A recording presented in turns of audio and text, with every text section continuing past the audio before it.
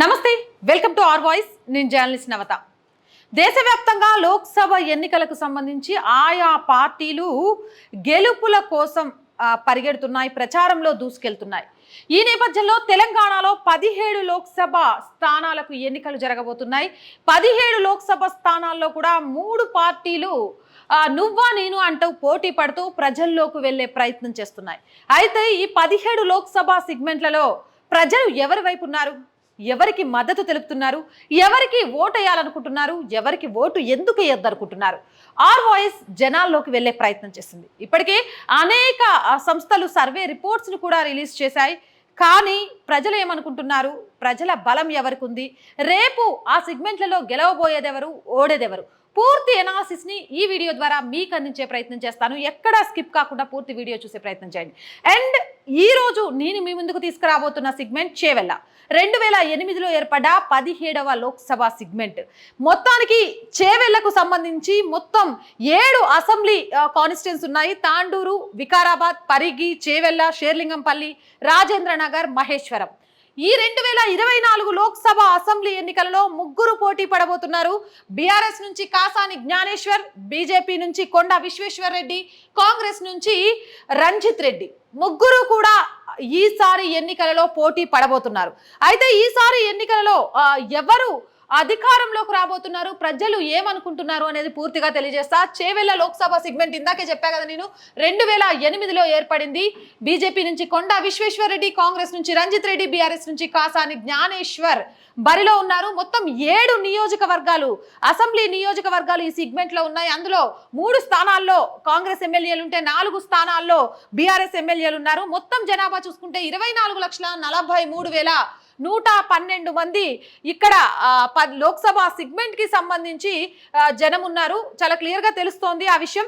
And దీన్ని 17వ లోక్సభగా తెలంగాణలో వచ్చింది. ఒక్కసారి సెగ్మెంట్ల గురించి చూసుకుంటే మహేశ్వరం, రాజేంద్రనగర్, షేర్లింగంపల్లి, చేవెళ్ళ ఎస్సీ కాన్స్టిట్యూన్స్ మనందరికీ తెలిసిందే. ఇవి 4 రంగారెడ్డి జిల్లాలోకి వస్తాయి. ఇక పరిగి, వికారాబాద్, తాండూరు ఈ 3 వికారాబాద్ కాన్స్టిట్యూన్స్ లోకి వస్తాయి. మొత్తం ఇది చేవెళ్ళ లోక్సభ సెగ్మెంట్ కి సంబంధించిన పూర్తి వివరాలు. 2008లో ఏర్పడితే మొత్తం 24,43,112 మంది ప్రజలు ఓటేయబోతున్నారు. ఇక ఒకసారి 2014లో ఈ సెగ్మెంట్ కి సంబంధించి ఏం జరిగింది అనేది చూస్తే 2014లో కూడా కొండా విశ్వేశ్వర్ రెడ్డి, ఇప్పుడు బీజేపీ నుంచి బరిలో ఎవరైతే ఉన్నారో కొండా విశ్వేశ్వర్ రెడ్డి 2014లో ఎంపీగా గెలిచారు. ఆ తర్వాత 2019లో రంజిత్ రెడ్డి ఇక్కడ ఎంపీగా గెలిచారు. అప్పుడు పోలింగ్ అయిన ఓట్లు ఒకసారి చూస్తే 13,998, మొత్తం 53.25% ఓటింగ్ నమోదైంది. ఇందులో రంజిత్ రెడ్డికి 5,28,148 ఓట్లతో 40.62% ఓట్లను గ్యాదర్ చేస్తే కొండా విశ్వేశ్వర్ రెడ్డి 5,13,831తో 39.5% ఓట్లను గెయిన్ చేశారు. అంటే ఇక్కడ 1% ఓటు షేరింగ్ మాత్రమే కొండా విశ్వేశ్వర్ రెడ్డి ఓటమికి కారణమైంది. టోటల్ గా చూసుకుంటే 14,317 ఓట్ల తేడాతో రంజిత్ రెడ్డి విజయం సాధించారు. ఇక ఈ లోక్సభ సెగ్మెంట్ కి సంబంధించి అసలు ప్రజల అభిప్రాయం ఏంటి అనేది తెలుసుకునే ముందు దీనికి సంబంధించి ఒక్కొక్క అభ్యర్థి గురించి మనం తెలుసుకోవాల్సిన అవసరం ఉంది. మొదటగా ఇప్పుడు ప్రస్తుతం సిట్టింగ్ ఎంపీ ఉన్న రంజిత్ రెడ్డి గురించి మాట్లాడదాం. 2019 ఎంపీ బరిలో బీఆర్ఎస్ పార్టీ నుంచి గెలుపొంది రంజిత్ రెడ్డి ప్రస్తుతం చేవెళ్లకు ఎంపీగా ఉన్నారు. అయితే రంజిత్ రెడ్డికి సంబంధించి ఈ మధ్య కాలంలోనే బీఆర్ఎస్ నుంచి కాంగ్రెస్ లోకి జంప్ జలానిగా మారారు. ఇక్కడ ఏం జరిగినా కేసీఆర్ కి నేను తోడుంటానని మాట ఇచ్చి 24 గంటలు కరవకుండానే బీఆర్ఎస్ పార్టీకి రాజీనామా చేసి కాంగ్రెస్ పార్టీలో చేరడంతో కొంత రంజిత్ రెడ్డికి సంబంధించి వ్యతిరేకత భావం ఉంది. ఇక రంజిత్ రెడ్డికి సంబంధించి ప్రజలు ఏమనుకుంటున్నారు అనేది తెలుసుకునే ముందు మిగిలిన అభ్యర్థుల గురించి కూడా మనం మాట్లాడుకోవాలి. కొండా విశ్వేశ్వర్ రెడ్డి 2014 చేవెళ్ళ ఎంపీగా పనిచేశారు.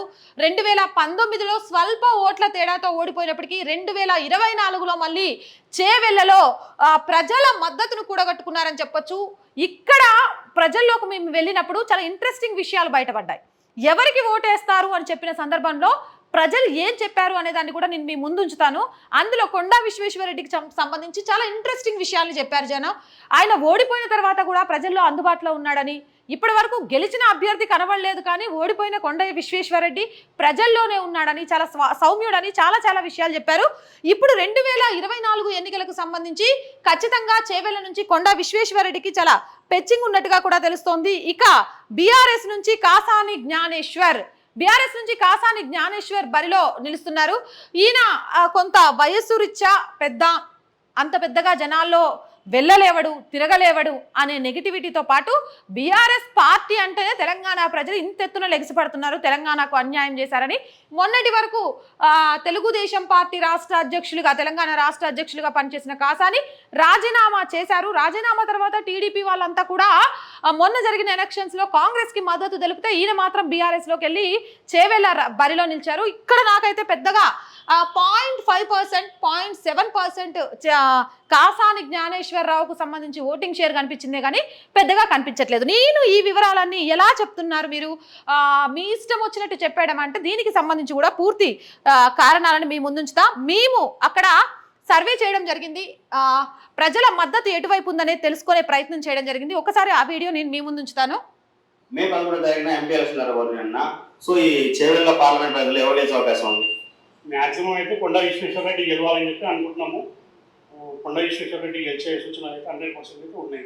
ఎందుకు అంటే పైన మోడీ ఉన్నారు కదా, మెయిన్గా మోడీ.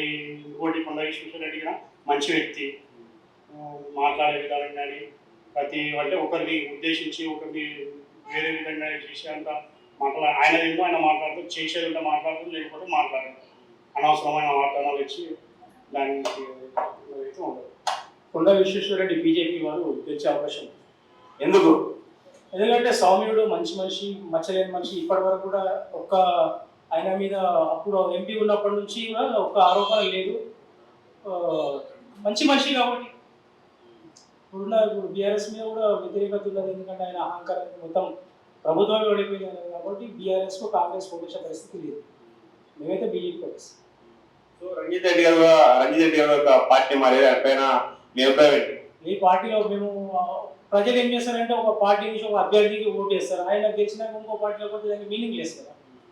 అది నుంచి ఈ పార్టీ జంపింగ్ జలాన్ని ఓట్లు ఇయ్యారు. రంజిత్ రెడ్డి జంపింగ్ జలాన్ని పార్లమెంట్ ఎలక్షన్ జరుగుతాయన్న. ఎంపీగా మన చెవెళ్ల నుంచి 3 పార్టీలు పోటీ చేస్తున్నారు. వాళ్ళు ఎవరు గెలిచే అవకాశం ఉందంటారు? రంజిత్ రెడ్డి గెలిచే అవకాశం. ఎందుకు అంత కాన్ఫిడెన్స్? ఎందుకంటే ఇప్పుడు స్టేట్ రోల్ కాంగ్రెస్ పార్టీ ఉంది కాబట్టి వాళ్ళు ఎక్కువ మెజార్టీ కాంగ్రెస్ ఉన్నారు కాబట్టి రంజిత్ రెడ్డి గెలుస్తున్నాను. సెంట్రల్ ఏ పార్టీ వచ్చే అవకాశం ఉంది? సెంట్రల్లో బీజేపీ వచ్చేది అవకాశం. బీజేపీ కొండ విశ్వేశ్వరరెడ్డి వచ్చే అవకాశాలు చాలా ఉన్నాయి. ఎందుకు అంత కాన్ఫిడెన్స్? ఇంతకుముందు కూడా ఆయన ఎంపీగా చేసిండు, ఆయన ఓడిన కానీ మళ్ళీ ప్రజల అందరిలో తిరుగుతున్నాడు. ఇంతకుముందు అయినా అసలు ఎంపీ గెలిచినప్పుడు మళ్ళీ ఇప్పుడు వస్తున్నాడు. బీజేపీ విశ్వేశ్వరరెడ్డి గారు సార్, విశ్వేశ్వరరెడ్డి గారు కొండ విశ్వేశ్వరరెడ్డి అన్నారు. ఎందుకంటే ఆయనకు మంచి పేరు, క్యాండిడేట్ ఇట్లా మంచిగా ఉంటాడు, ఇంకోటి పనులు ఇట్లా బాగా చేస్తాడు. ఈ ఏరియాకి అయితే ఆయన మంచి పేరు ఉంది. కాకపోతే మంచిగా సెలెక్ట్ చేసి మన బీజేపీ వాళ్ళు పెద్ద మనుషులు మాత్రం మంచిగా సెలెక్ట్ చేశారు. పక్క ఆయన బీజేపీ తరఫు నుండి వస్తాడు, సీట్ అయితే ఎంపీ పక్క. మేము రంజిత్ రెడ్డి కోసం కాంగ్రెస్ పార్టీ చేస్తాం. ఎందుకు అంత కాన్ఫిడెన్స్ అతను గురించి చెప్తాను. మేము ఎప్పుడు వేసేది కాంగ్రెస్ పార్టీ. మా చాలా మొదలు హైదరాబాద్ కావాలి మాది. ఎప్పుడు కాంగ్రెస్ చేస్తాము. ఇప్పుడు కాంగ్రెస్ పార్టీ ఎవరికి అవకాశం ఉంది ఎంపీగా? అంటే టీఆర్ఎస్ వస్తుంది, టీఆర్ఎస్ రావాలి. ఎందుకు? టీఆర్ఎస్ మంచి పాలన చేసింది, మంచి అప్డేట్ చేసింది. వచ్చే అవకాశం ఉంది సెంట్రల్లో. ఇప్పుడు బీజేపీ పార్టీ అవకాశం కంపల్సరీగా ఉంది. ఇప్పుడు మోడీ గారి అభివృద్ధి ప్రకారంగా అందరూ ఆయన వైపే చూస్తుంది. మేము ఆయనకే ఉన్నాము, మాతో పాటు మా రిలేషన్ల తరఫున కూడా చాలా మంది ఆయనకు ఆలోచన చేస్తున్నాము. కంపల్సరీ కొండ విశ్వేశ్వరరెడ్డి గారు గెలవాలని ఆ పైన మోడీ గారి ఆశీస్సులతో కంపల్సరీ. సో చేవెళ్లలో కొండ విశ్వేశ్వరరెడ్డి గారు గెలుస్తారంట. చేవెళ్ళ కంపల్సరీ కొండ విశ్వేశ్వరరెడ్డి గారు గెలుస్తారు. సో చేవెళ్ల ఎంపీగా ఎవరికి వేస్తారు ఓటు? చేవెళ్ళ ఎంపీగా చూడండి కొండ విశ్వేశ్వరరెడ్డి మాజీ మనకు పార్లమెంట్ సభ్యుడు. ఇప్పుడు కూడా కొండకు వేసే అవకాశాలు, కొండ ఆల్రెడీ గెలిచినట్టే మెజారిటీ గురించి చూస్తున్నాం. ఎందుకు అన్నకే ఎందుకు అంటే ఇంతకుముందు గెలిచిన ఎంపీ రంజిత్ రెడ్డి కోళ్ళ వ్యాపారం కానీ లేదా భూదందా, భూ కబ్జాలు మొత్తం బీఆర్ఎస్ పార్టీ ఇక్కడ ఆయనకు పోస్ట్ ఇచ్చిందే.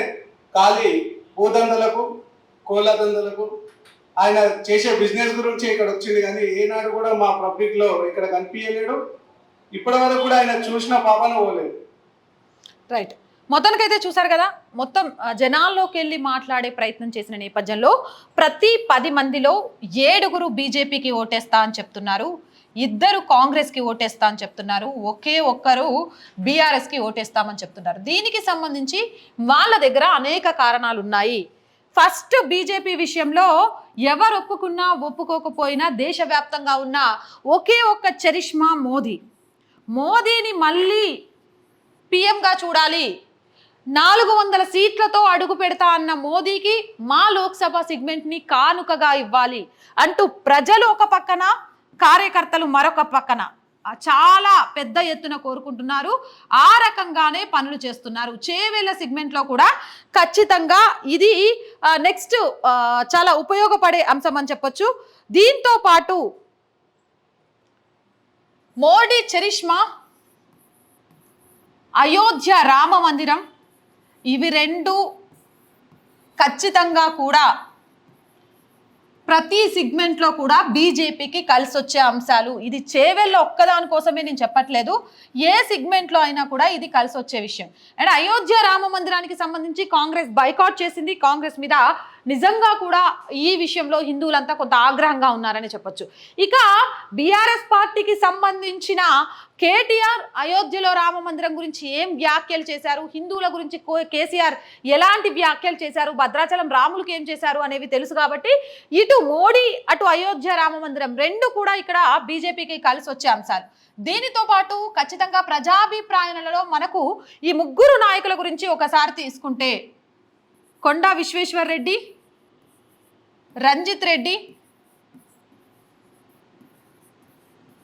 కాసాని, ఈ 3 గురించి మాట్లాడాల్సి వస్తే కాసాని గురించి పెద్దగా ఇక్కడ ఏమీ లేదు, నిల్. కాస్తో కూస్తో ఇంకా కట్టర్ బియరస్గా ఉన్న కార్యకర్తల్లో ఒక 1% మాత్రమే ఇక్కడ ఓట్ షేరింగ్ వచ్చే ఛాన్స్ ఉంది. మేము చాలా మందిని కలిసి మాట్లాడుతున్న సమయంలో ఎక్కడా కూడా కాసాని గురించి ప్రజలకు పెద్దగా అవగతం లేదు. అండ్ బీఆర్ఎస్ని కావాలని కోరుకోవట్లేదు. అభిమానించే వాళ్ళు 1% ఉంటే 99% వ్యతిరేకిస్తున్నారు. లిక్కర్ స్కామ్ కానీ, ఫోన్ ట్యాపింగ్ కానీ, ధరణి కానీ, అలాగే హెచ్ఎండిఏ కానీ, అండ్ పేపర్ లీకేజ్ కానీ, గొర్రెల స్కామ్ కానీ, ఇలా 1 కాదు 2 కాదు, వీళ్ళు చేసిన అవినీతి ఒక్కొక్కటిగా బయటపడడం. ప్రజలు ఈరోజు బీఆర్ఎస్ పార్టీని కోరుకోవట్లేదు. అన్నిటికంటే కూడా ఏ పార్టీకైనా ఫేస్ ఆఫ్ ది పార్టీగా ఒక నేత ఉండాలి. ఇప్పుడు ఇటున్న కాంగ్రెస్కి కానీ అటున్న బీఆర్ఎస్కి కానీ ఇది కొరవడింది అని చెప్పొచ్చు. రాహుల్ గాంధీ ఫేస్ తోటి ప్రజల్లోకి వెళ్ళి ఓట్లు అడిగే పరిస్థితి లేదు. ఎందుకనంటే ఇందాక మీరు పబ్లిక్ ఒపీనియన్లో కూడా చూశారు, స్టేట్ గవర్నమెంట్ కాంగ్రెస్ కాబట్టి వేస్తే కాంగ్రెస్ కోట్ వేయొచ్చు, కానీ సెంట్రల్లో మాత్రం బీజేపీయే రావాలని కోరుకుంటున్నాం, మళ్ళీ మోదీయే రావాలని కోరుకుంటున్నాం. అంటే ఇక్కడ సెంట్రల్లో ఫేస్ ఆఫ్ ది పార్టీగా రాహుల్ గాంధీ ఏ మాత్రం కూడా చరిష్మా చూపించలేడు. అండ్ ఒక్క ఓటు కూడా రాహుల్ గాంధీ ఫేస్ చూపించి వేయించుకోలేరు. అలాగే ఒకప్పుడు బీఆర్ఎస్ పార్టీ, అప్పటి టీఆర్ఎస్ పార్టీ, పార్టీలకు అతీతంగా కేసీఆర్ మొహం చూస్తే కుక్కను నిలబెట్టినా ఓటేస్తారని చెప్పిండ్రు. కానీ ఇప్పుడు అక్కడ కుక్కను కాదు, ఒక ధనవంతుడిని నిలబెట్టినా కూడా గెలిచే అవకాశాలు లేవు. ఎందుకంటే బీఆర్ఎస్ పార్టీ కేసీఆర్ ఇక ఫామ్ హౌస్కే పరిమితం అయిపోయిండు.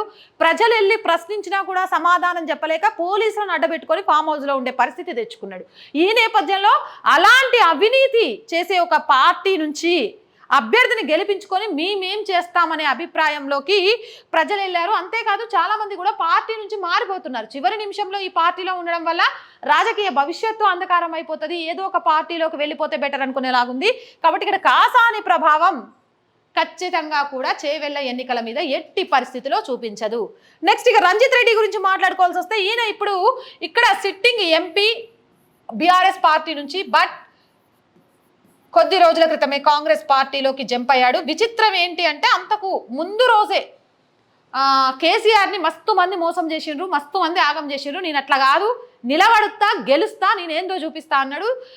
సీన్ రివర్స్ అయి వెంటనే పోయి కాంగ్రెస్ పార్టీలోకి చేరిండు. కేటీఆర్ సభ పెట్టినప్పుడు కూడా చాలా క్లియర్గా చెప్పిండు, ఆయన పార్టీ మారడం కాదు, నమ్మక ద్రోహం చేసిన ఒక వ్యక్తి, నమ్మక ద్రోహానికి పరాకాష్ట రంజిత్ రెడ్డి అనే విషయాన్ని కేటీఆర్ కూడా చెప్పిండు. సరే, రాజకీయ నాయకులు ఉన్నప్పుడు, ప్రత్యర్థి పార్టీలో ఉన్నప్పుడు ఆరోపణలు చేసుకోవడం చాలా వరకు సహజం. కానీ లోకల్ ప్రజల్లో కూడా ఆయన మీద ఎలాంటి అభిప్రాయం ఉంది అనేది చాలా క్లియర్గా చూశారు. భూదందాలు, కోళ్ల వ్యాపారం, ప్రజలకు అందుబాటులో ఉండకపోవడం, ఈ ఎన్నికలప్పుడు తప్ప కనబడకపోవడం, ప్రజాశ్రేయస్సు తెలుసుకోకపోవడం, అంతేకాకుండా అవినీతి ఆరోపణలు, ఇవన్నీ కూడా రంజిత్ రెడ్డిని వెనుకంజ పడేయడానికి కారణమైంది. అండ్ నెంబర్ 2, 6 పథకాలు, ఏవైతే 6 పథకాలు చాలా గొప్పగా రేపు రానున్న ఎన్నికలలో తమకు ఓటు బ్యాంకులు చేకూరుస్తాయి అని ఫీల్ అవుతున్నారో, ఆ 6 పథకాలే కాంగ్రెస్ పాలిట శాపాలుగా మారబోతున్నాయి. ఇక్కడ ఫ్రీ బస్సు వల్ల రావాల్సిన దానికంటే కూడా చెడ్డ పేరే కాంగ్రెస్ పార్టీకి ఎక్కువగా వస్తుంది. ఇటు మగవారు కానీ, విద్యార్థులు కానీ, అవసరానికి టైంకి వెళ్ళాలనుకున్న వాళ్ళు కానీ, ఊళ్ళల్లో అయితే కొన్ని చెప్తుంటే కామెడీగా అనిపిస్తాయి, కానీ వాళ్ళ సిచ్యువేషన్లో ఉండి ఆలోచిస్తే అరే కరెక్టే కావచ్చు అనిపిస్తుంది. భార్యాభర్తలు గొడవ పెట్టుకుంటే భర్త పొద్దున పొలం పనికి వెళ్ళి సాయంత్రం ఇంటికి వచ్చేసరికి కాంప్రమైజ్ అయిపోయి వండి పెట్టి ఉండేదట. ఇప్పుడు ఏదైనా చిన్న గొడవ అయితే బ్యాగ్ సర్దుకొని బిస్సర్ సర్దుకొని వెళ్ళిపోతుందట. ఎవరి కోసం, ఎందుకోసం, ఏం లాభం? ఉద్యోగం చేసే స్త్రీకి ఉచిత బస్సు ఇవ్వండి, చదువుకునే పిల్లలకు ఉచిత బస్సు ఇవ్వండి, వయసు మళ్ళిన ముసలి వాళ్ళకు ఉచిత బస్సు ఇవ్వండి, ప్రతి ఒక్కరికి ఉచిత బస్సు ఇవ్వాల్సిన అవసరం ఏంటి? అంటే మహిళా ఓట్లను తమ వైపు తిప్పుకోవడానికి, అంతే తప్ప దానివల్ల యూజ్ ఏంటి అనే ప్రశ్న వస్తోంది. ఇక కరెంటు గురించి, ఇంకొకటి ఏదైతే గ్యాస్ సిలిండర్ 500కి ఇస్తున్నారో వాటి గురించి మాట్లాడుకోవాల్సి వస్తే రేషన్ కార్డుల ప్రామాణికంగా మాత్రమే అది జరుగుతోంది. కానీ రేషన్ కార్డులు తెలంగాణ రాష్ట్రం ఏర్పడ్డ తర్వాత ఇవ్వలేదు. 2500 ఇస్తా అన్నారు, అది లేదు. రైతు బంధు గురించి మాట లేదు, రుణమాఫీ గురించి అసలే లేదు, పంట పొలాలు ఎండిపోతున్నాయి, నీళ్ల గురించి ఊసే లేదు. పైకి మాత్రం సమర్థంగా అన్ని ఉన్నాయి, అన్ని చేస్తున్నామని చెప్తున్నారే కానీ మాటలు కోటలు దాటుతున్నాయి కానీ చేతలు గడపలు దాటట్లేదు అనేది ఈరోజు 6 పథకాలకు సంబంధించి రాష్ట్ర వ్యాప్తంగానే కాదు, చేవెళ్లలో కూడా ప్రజల నుంచి వస్తున్న ప్రశ్నలు. సో ఈ ప్రశ్నలు ఇప్పుడు మే 13 ఎన్నికలు, ఇంకా ఎండల దగ్గర పడుతున్న కొద్దీ కరెంటు కోతల విషయంలో కానీ, వాటర్ విషయంలో కానీ, ఇక మిగిలిన ఏవైతే ఉచితాలు అనేవి ఉన్నాయో వాటి విషయంలో ఇంకా వ్యతిరేకత ఎక్కువయ్యే ఛాన్సే ఉంటుంది. ఆ వ్యతిరేకత అనేది రంజిత్ రెడ్డికి ఇంకా మైనస్ అయ్యే ఛాన్స్ ఉంటుంది. నేను చెప్పా కదా, ఇక్కడ ఒక 17 to 23% ఓట్ షేరింగ్ మాత్రమే రంజిత్ రెడ్డి రాబట్టగలుగుతాడు. అంతకు మించి రాబట్టడానికి ఆస్కారం లేదు అనేది నేను ఇందాక ప్రజాభిప్రాయం ద్వారా చూపించాను. అండ్ రీజన్స్తో కూడా చెప్పాను. కాంగ్రెస్కి ప్లస్గా చెప్పుకోవడానికి ఒక్క రీజన్ కాస్తో కుస్తో రేవంత్ రెడ్డి.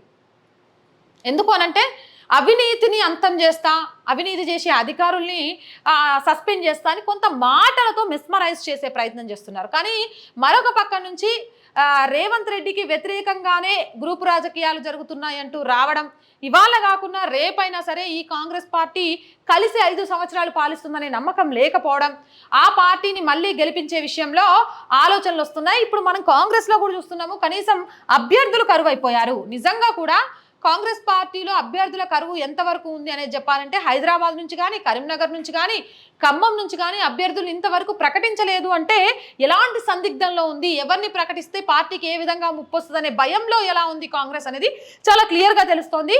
ఇప్పటికే ఎన్నికల ప్రచారం మొదలైన తర్వాత మోదీ, అమిత్ షా ఇలా బీజేపీ నేతలంతా వచ్చి ఇక్కడ సభలు నిర్వహిస్తుంటే అసలు వీళ్ళని ఎవరికి తీసుకురావాలో వీళ్ళకి అర్థం కావట్లేదు. రాహుల్ గాంధీని తీసుకొచ్చి మాట్లాడేయడం వల్ల మళ్ళీ ఎక్కడో ఇరుక్కుంటారే తప్ప రాహుల్ గాంధీ వల్ల ఒక్క ఓటు పడే అవకాశం లేదు. సోనియా గాంధీ ఎన్నికల ప్రచారం కోసం సభల్లోకి వచ్చిందనుకో, ప్రత్యక్ష ఎన్నికల్లో పోటీ చేయడానికి ఓపిక లేదు కానీ సభలు నిర్వహించడానికి ఓపిక ఉంది అని అంటే ఈవిడ ఓడిపోతుందనే భయంతోనే రాజ్యసభకు వెళ్ళింది అనేది ప్రజల్లోకి వెళ్తోంది. ఇక ఖర్గేని తీసుకొద్దామంటే ఖర్గే మాటలు ఖర్గేకే అర్థం కాదు. మైక్ ఇస్తే 400 సీట్లతోటి మోదీ గెలవబోతున్నాడు, ఇక మోదీయే దేశం మొత్తం పాలిస్తున్నాడు అని చెప్పి సెల్ఫ్ గోల్ చేసుకుంటాడు. మరి వీళ్ళకి ఇంకెవరు? ప్రియాంక గాంధీ. ప్రియాంక గాంధీ ఎంతవరకు సపోర్ట్ చేస్తుంది, ఎన్ని సభలు పెడుతుంది? అయినా ప్రియాంక గాంధీని చూసి ఇక్కడ ఓట్లు పడతాయా అంటే అలాంటి పరిస్థితులు లేవు. ఇవన్నీ కూడా ఇప్పుడు రంజిత్ రెడ్డికి పెను ప్రమాదం అని చెప్పొచ్చు. ఇక కొండా విశ్వేశ్వరరెడ్డికి సంబంధించి 74 to 78% ప్రజలు మద్దతు తెలిపారు.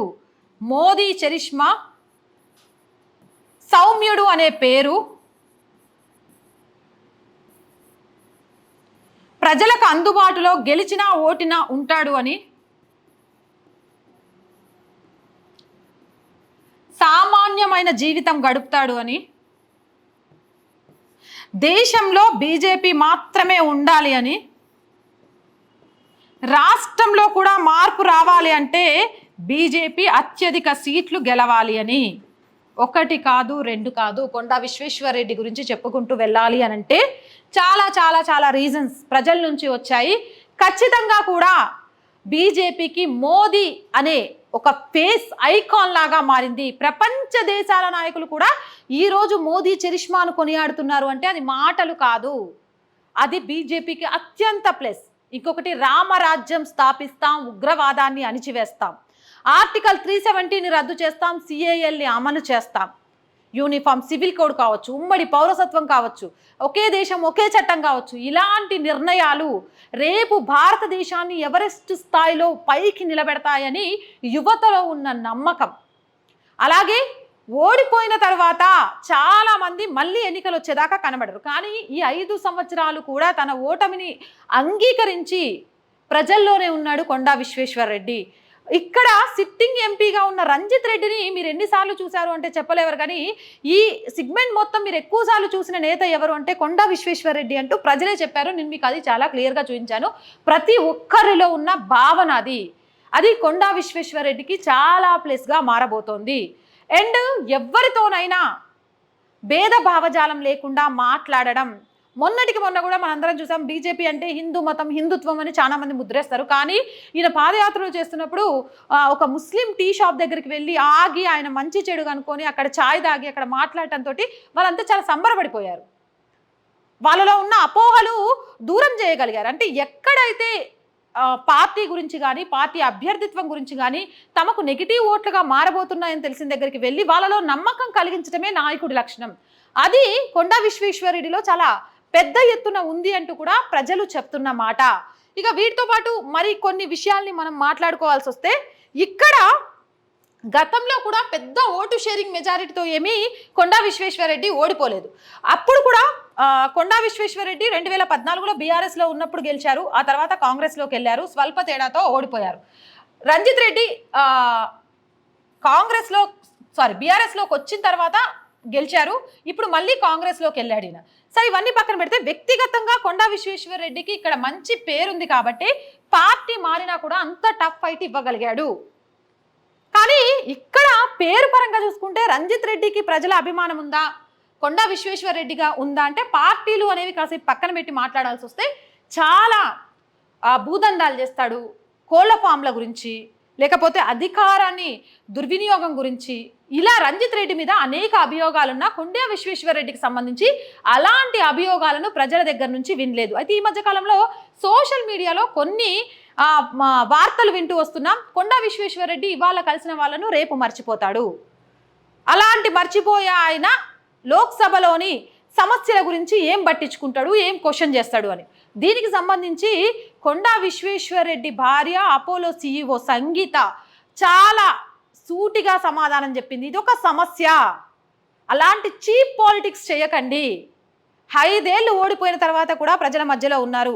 అక్కడ ఉన్న చాలా మంది ప్రజలని మీడియా ముందు మిమ్మల్ని కొండా విశ్వేశ్వరరెడ్డి గుర్తుపడతాడా అంటే మా ఇంటికి వచ్చి వెళ్ళాడు, మా ఇంట్లో తిన్నారు అని చెప్పేసరికి షాక్కి గురైనరు ఈ ప్రశ్న అడిగిన మీడియా మిత్రులు. అక్కడ అంత కాన్ఫిడెంట్గా ఇక్కడ అనేక సమస్యలు ఉన్నాయి, అవినీతి ఆరోపణలు ఉన్నాయి, దందాల విషయం ఉంది, భూ కబ్జాలు ఉన్నాయి. ఏ రోజు ప్రజల సమస్యల గురించి తెలుసుకోవడానికి రాలేదు, పార్లమెంట్ వేదికగా ఈ లోక్సభ సిగ్మెంట్కి సంబంధించిన సమస్యల్ని ప్రశ్నించలేదు.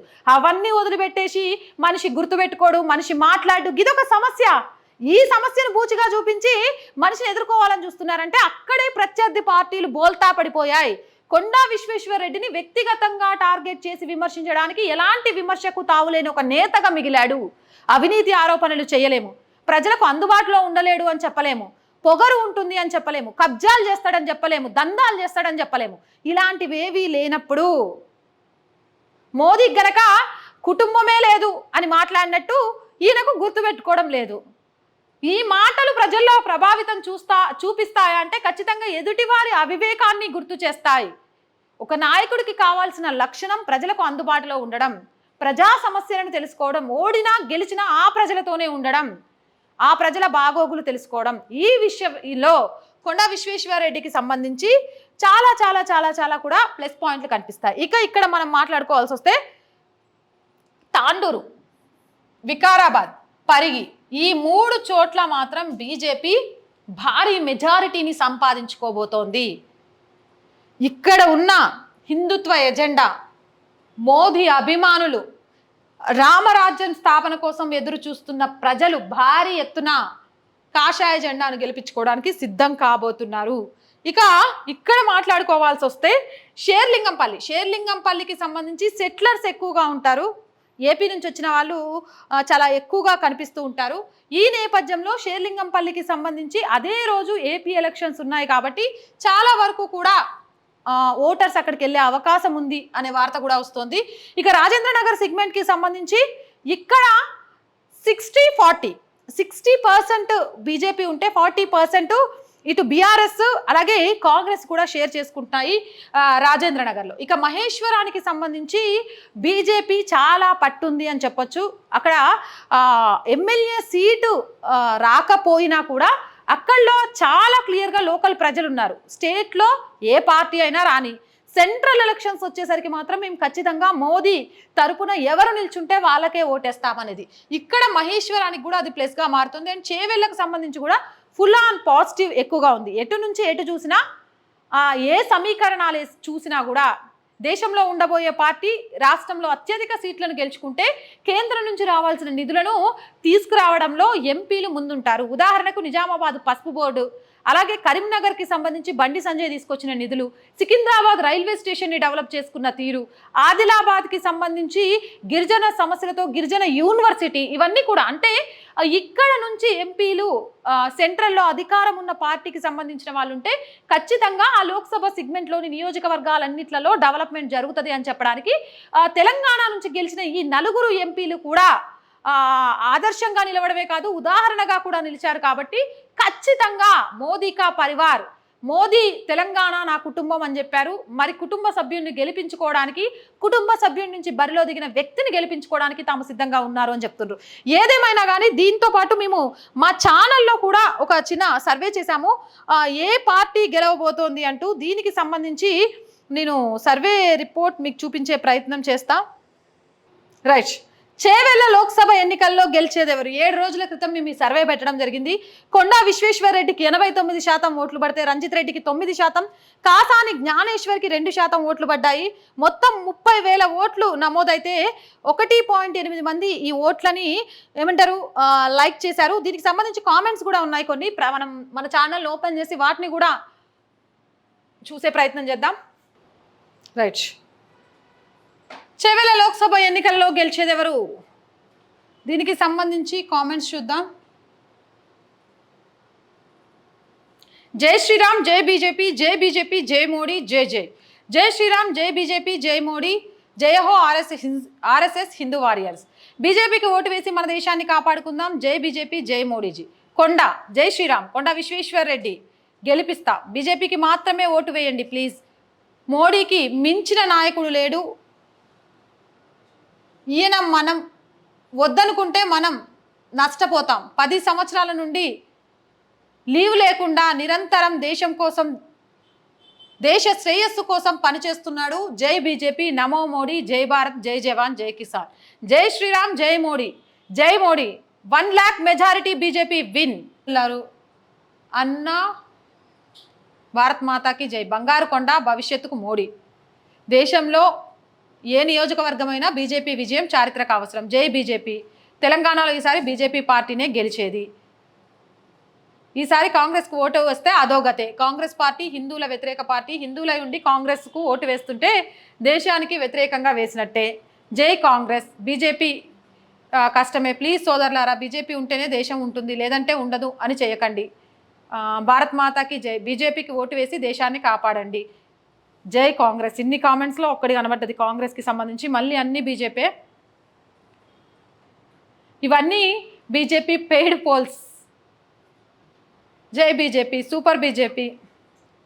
అభిమానం అలా ఉంటుందన్నమాట. మనం కాదు అనుకున్న దానికి వ్యతిరేకంగా వినిపిస్తే దానికి సంబంధించి చాలా వస్తూ ఉంటాయి. ఇలా చూసారు కదా, మొత్తం వచ్చిన కామెంట్స్లో ఒకటి బీఆర్ఎస్కి, ఒకటికి కాంగ్రెస్కి అనుకూలంగా వస్తే మిగిలిన అన్నీ కూడా బీజేపీకి అనుకూలంగా వచ్చిన కామెంట్సే. అసలు ఇందులో ఎవరికి ఎన్ని ఓట్లు పడ్డాయి అనేది చూద్దాం. నార్మల్గా ఏదో ఒకటి క్లిక్ చేస్తే వస్తుంది. ఎవరిని క్లిక్ చేద్దాం పట్టండి. రైట్, చూసారు కదా, 89% కొండా విశ్వేశ్వరరెడ్డికి, 9% రంజిత్ రెడ్డికి, కాసానికి 2%. ఇదనమాట. చాలా క్లియర్గా అర్థమైంది కదా.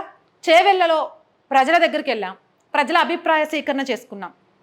అసలు ఏ పార్టీకి గెలవడానికి ఎంతవరకు అవకాశాలు ఉన్నాయి, ఏ పార్టీ ఓడిపోవడానికి ఎంతవరకు అవకాశాలు ఉన్నాయి అనేది మాట్లాడుకున్నాం.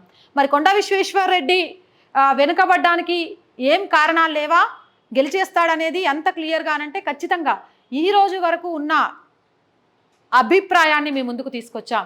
ఈ అభిప్రాయం చూసి మా గెలుపు పక్కా అని కూర్చుంటే గాల్లో దీపం పెట్టి దేవుడా దిక్కు అన్నట్టు. కానీ ఈ 28 రోజులు కూడా ప్రజల మధ్యలో ఉంటే ఖచ్చితంగా బీజేపీ గెలుపు గుర్రాలను ఎక్కడానికి నల్లేరు మీద నడకే విజయం అనేది చాలా క్లియర్గా అర్థమవుతుంది. చేవెళ్ళ సెగ్మెంట్కి సంబంధించి ఇది మేము మీకు అందిస్తున్న పూర్తి ఎనాలిసిస్. మా ఎనాలిసిస్తో ఏకీభవిస్తున్నారా లేదా, నిజంగా చేవెళ్లలో కొండా విశ్వేశ్వరరెడ్డి గెలవడానికి ఎంతవరకు అవకాశాలు ఉంటాయని మీరు అనుకుంటున్నారు అనేది కామెంట్ సెక్షన్లో తెలియజేయండి. 17 సెగ్మెంట్లలో 17వ లోక్సభ సెగ్మెంట్ అయిన చేవెళ్ళ బీజేపీ ఖాతాలో పడుతుంది అనేది ప్రజలు 100% చెబుతున్న మాట.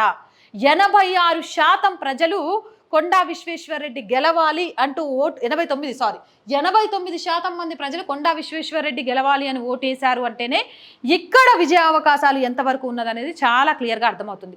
ఇలానే మిగిలిన 16 లోక్సభ సెగ్మెంట్లలో కూడా ప్రజాభిప్రాయ సేకరణ తర్వాత గెలిచేదెవరు, ఓడేదెవరు మీ ముందుంచుతాను. ఇవే కాక గెలుపు గుర్రాలను ఎక్కడానికి అక్కడ నాయకులు ఎలాంటి మార్పులు చేసుకోవాల్సిన అవసరం ఉంది, ప్రజల్లోకి ఎలాంటి వెళ్లాల్సిన అవసరం ఉంది, మీరు కోరుకునే హామీలేంటి, ఉచితాలకు ఈసార్లు ఓట్లు పడతాయంటారా లేదా అనేది కామెంట్ సెక్షన్లో తెలియజేయండి. మోర్ వీడియోస్ కోసం మన ఛానల్ వెంటనే సబ్స్క్రైబ్ చేయండి. ఈ వీడియో నచ్చిందా లైక్ చేయండి, షేర్ చేయండి. అండ్ ప్రతి ఒక్కరికి ఈ వీడియో షేర్ చేయడంతో పాటు ఛానల్ని సబ్స్క్రైబ్ చేయమని కూడా చెప్పండి. Stay with us.